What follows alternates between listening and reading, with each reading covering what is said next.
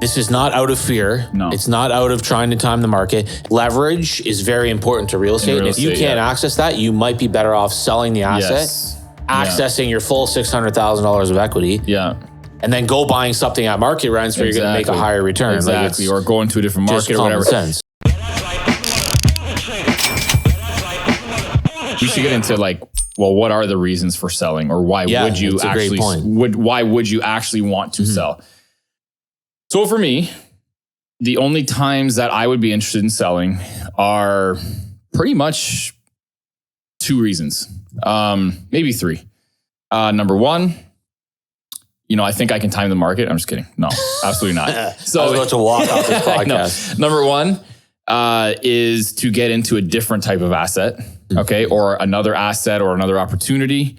Number two, you need the funds for whatever, maybe one and two can be, loosely tied together. Maybe you want to get into another asset. Maybe you want to get into another business venture, or, whatever the case is. Or number three, the return. So I'll give you an example. So right now I have a lot of property that was purchased for, at this significantly point, less than it's worth now. Significantly less than it's worth now.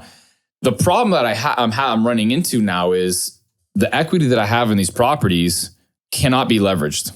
And the reason why it can't be leveraged is because I have tenants in these properties for significantly lower rent. And because Canada restricts, at least Ontario, I don't know anywhere else in Canada, but at the very least, Ontario restricts what you can increase rent by. And let's just make this clear. Last year it was 0.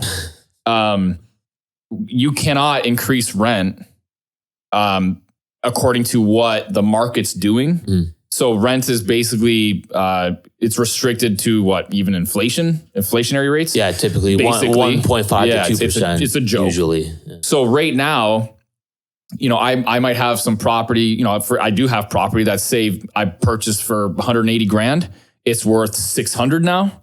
And I have, hundreds of thousands of dollars in equity in these properties, but I'm only getting X amount of dollars in rent. Because your rent is like $900. Market rent's $1,700, $1,800. You're at $900. You can't raise the rents. The banks will say, well, we can't give you refinance your property for 600 grand now unless you get those rents up. Exactly. Because it's also probably because you have a big portfolio. A lot of it's commercial loans. They're now, a lot of it's leverage and stuff like that.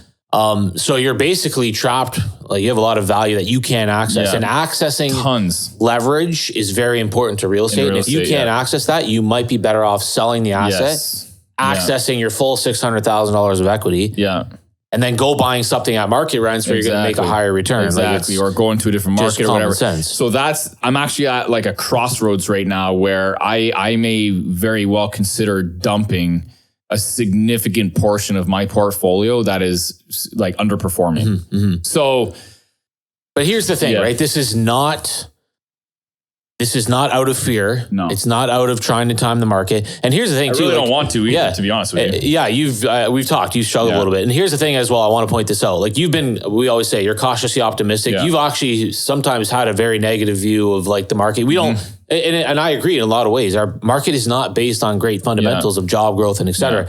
It's immigration and low supply. So you've talked about that. Yet at the same time, despite those things in your mind and that fear, you still aren't selling your portfolio. I want to point this out to people.